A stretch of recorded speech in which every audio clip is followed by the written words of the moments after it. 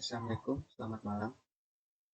Beberapa fakta dan faktor yang sangat kuat mengatakan bahwa bahasa Indonesia berpotensi menjadi bahasa ASEAN. Oleh sebab itu, kenalkan nama saya Guntur Agus Saputra dari Fakultas Teknik Prodi Teknik Industri, Universitas Mercu Buana dengan dosen Bapak Teddy Narasiharjo. Ini berpresentasi mengenai bahasa Indonesia berpotensi menjadi bahasa ASEAN. Adapun pembahasan yang akan kita bahas adalah yang pertama, pendahuluan membersihkan latar belakang dan ASEAN. Yang kedua, pembahasan tentang sejarah bahasa Indonesia, peristiwa-peristiwa penting dalam perkembangan bahasa Indonesia, keberadaan bahasa Indonesia di ASEAN, dan fakta pendukung bahasa Indonesia cocok menjadi bahasa ASEAN. Yang ketiga, ada kesimpulan materi. Yang keempat, ada saran yang diberikan. Yang kelima, ada daftar pustaka. Pertama, pendahuluan. ASEAN merupakan singkatan dari Asosiasi Southeast Asia Nasional, kenal juga dengan nama Perhimpunan Bangsa-Bangsa Asia Tenggara. ASEAN merupakan sebuah organisasi dengan tujuan mensejahterakan dan memajukan negara di Asia Tenggara. ASEAN yang bersepakat untuk pengintegrasian kerjasama ekonomi ASEAN dalam pasar tunggal, dalam kenyataannya mempunyai perbedaan yang tajam dalam latar budaya, politik, maupun kebudayaan. Misalnya Vietnam, yang tidak fobia dan tidak alergi dengan kosakata dan atribut komunis.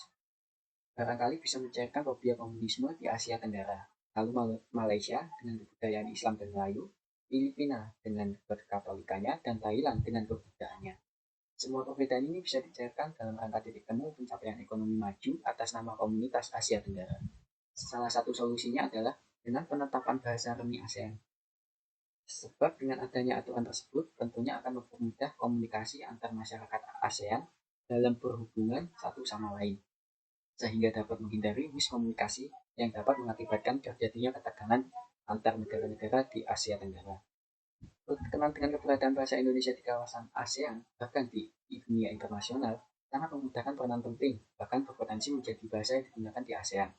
Hal ini tidaklah berlebihan, ingat bahwa bahasa Indonesia yang egaliter, indah, mudah, dan sederhana, serta minat pemakaian bahasa Indonesia yang sangat besar, sehingga memberikan kontribusi untuk menjadikan bahasa Indonesia sebagai bahasa ASEAN. Pembahasan pertama kita mulai dari sejarah bahasa Indonesia. Bahasa Indonesia lahir pada tanggal 28 Oktober 1928. Pada saat itu, para pemuda yang dari berbagai pelosok Nusantara berkumpul dalam kerapatan pemuda yang berikatan satu, bertumpah darah yang satu, tanah Indonesia. Dua, berbangsa yang satu, bangsa Indonesia. Dan yang tiga, menjunjung bahasa persatuan bahasa Indonesia. Jika para pemuda itu dikenal dengan nama Sumpah Pemuda. Unsur yang ketiga dari Sumpah Pemuda merupakan pernyataan tekad bahwa bahasa Indonesia merupakan bahasa persatuan bangsa Indonesia. Pada tahun 1928 itulah bahasa Indonesia dikukuhkan kedudukannya sebagai bahasa nasional. Bahasa Indonesia dinyatakan kedudukannya sebagai bahasa negara pada tanggal 18 Agustus tahun 1945. Karena pada saat itu Undang-Undang Dasar 1945 disebutkan bahwa bahasa negara ialah bahasa Indonesia. Bab 15 pasal 36.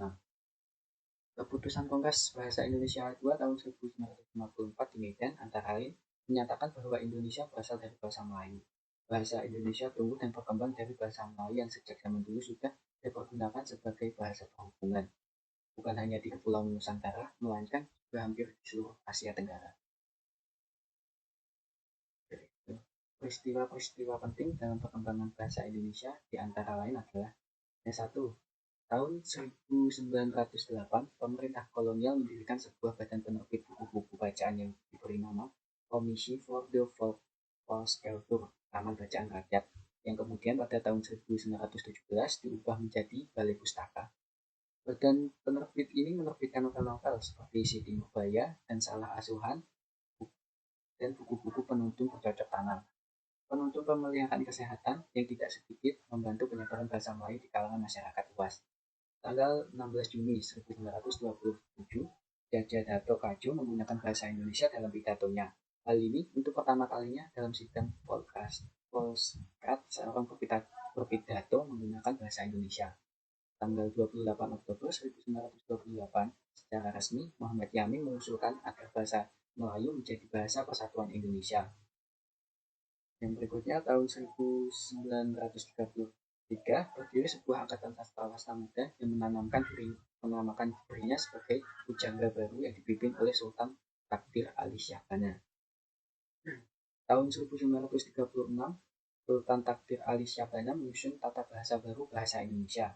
Tanggal 25 sampai 28 Juni 1938 dilangsungkan Kongres Bahasa Indonesia I di Solo. Dari hasil kongres itu dapat disimpulkan bahwa usaha pembinaan dan pengembangan bahasa Indonesia telah dilakukan secara sadar oleh cendekiawan dan budayawan Indonesia saat itu. Tanggal 18 Agustus 1945 ditandatanganilah Undang-Undang Dasar 1945 yang salah satu pasalnya, yang lebih tepatnya pada pasal 36, menetapkan bahasa Indonesia sebagai bahasa negara. Tanggal 19 Maret 1947 diresmikan penggunaan ejaan Republik sebagai penggunaan ejaan One of Wisden yang berlaku sepenuhnya. Tanggal 28 Oktober sampai dengan 2 November 1954 diselenggarakan Kongres Bahasa Indonesia II di Medan. Kongres ini merupakan pewujudan tekad bangsa Indonesia untuk terus-menerus menyempurnakan bahasa Indonesia yang diangkat sebagai bahasa kebangsaan dan ditetapkan sebagai bahasa negara. Tanggal 16 Agustus 1972, Haji Muhammad Soeharto, Presiden Republik Indonesia, meresmikan penggunaan ejaan bahasa Indonesia yang disempurnakan atau disebut dengan EYD melalui pidato kenegaraan di hadapan sidang DPR yang dikuatkan pula dengan keputusan Presiden nomor 57 tahun 1972.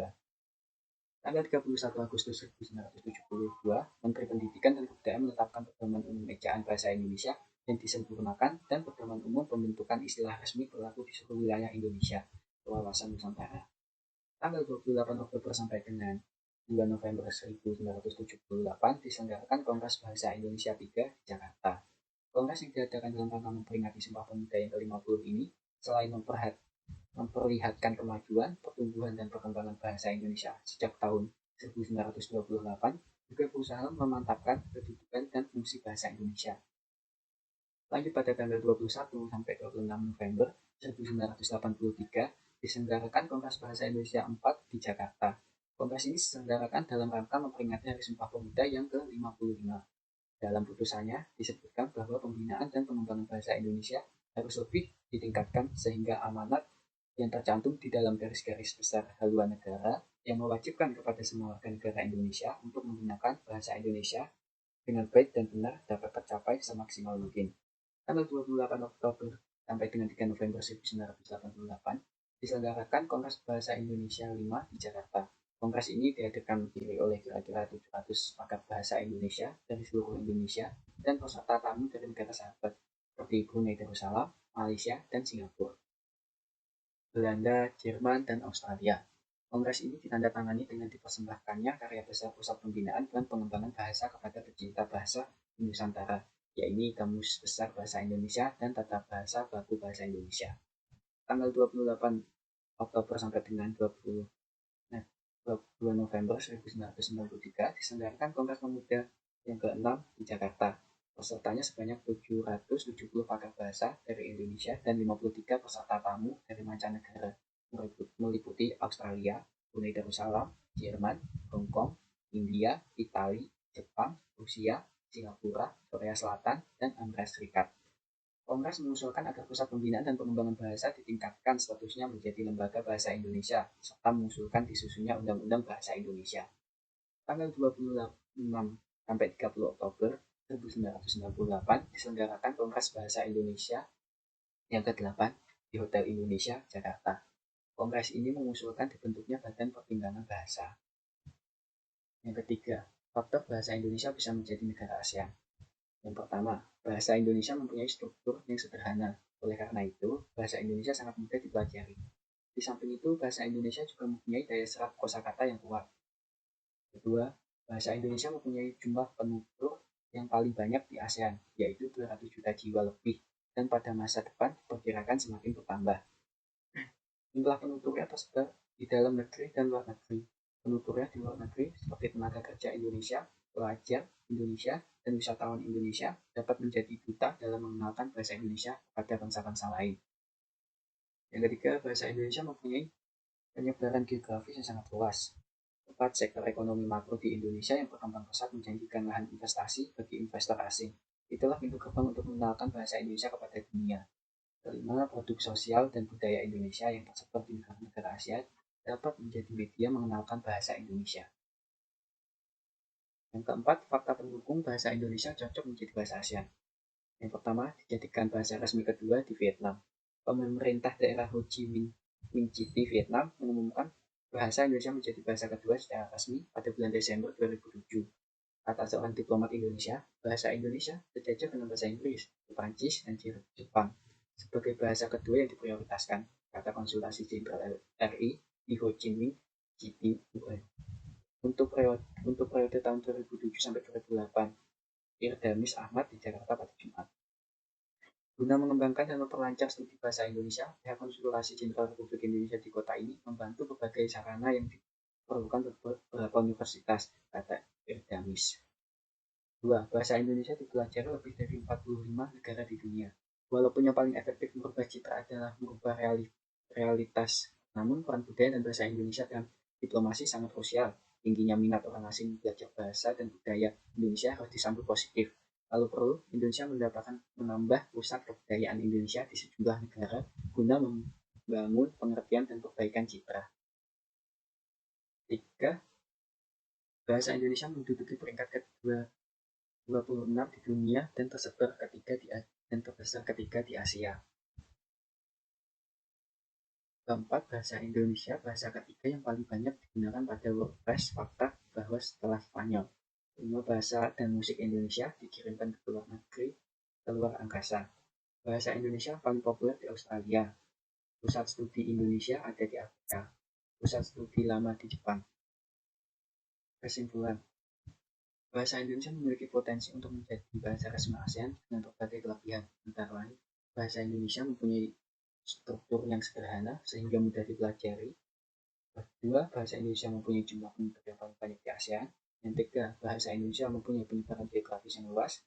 Namun sayangnya di negaranya sendiri justru bahasa Indonesia disepelekan oleh mayoritas masyarakat Indonesia. Mereka lebih bangga menggunakan bahasa Inggris dibandingkan menggunakan bahasa Indonesia yang baik dan benar. Saran yang dapat saya sampaikan adalah pemerintah melalui Departemen Pendidikan dan Kebudayaan harus membuat program dan langkah yang konkret guna menyelamatkan bahasa Indonesia dari kepunahannya di negaranya sendiri, serta menumbuhkan kesadaran berbahasa masyarakat Indonesia dengan memberikan informasi, sosialisasi, dan pelatihan berbahasa Indonesia yang baik dan benar, khususnya pada wilayah-wilayah pariwisata yang banyak turis dan masyarakat lokal. Sebab yang saya tahu di daerah-daerah masih banyak orang yang tidak lancar bahasa Indonesia. Mereka lebih mudah melafalkan bahasa Inggris dan bahasa lokal daripada bahasa Indonesia dengan baik dan benar.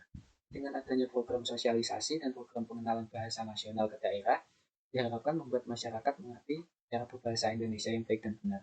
Untuk menjadikan bahasa Indonesia menjadi bahasa ASEAN, diharapkan pemerintah lebih giat lagi dalam melakukan kerjasama dan studi bahasa dengan cara pertukaran pelajar serta mengenal budaya dan bahasa-bahasa Indonesia ke lebih banyak negara lagi. Daftar referensi yang saya gunakan dalam pembuatan video ini. Baik, cukup itu yang bisa saya sampaikan. Mohon kritik dan sarannya demi kemajuan saya. Mohon maaf. Assalamualaikum warahmatullahi wabarakatuh. Selamat malam.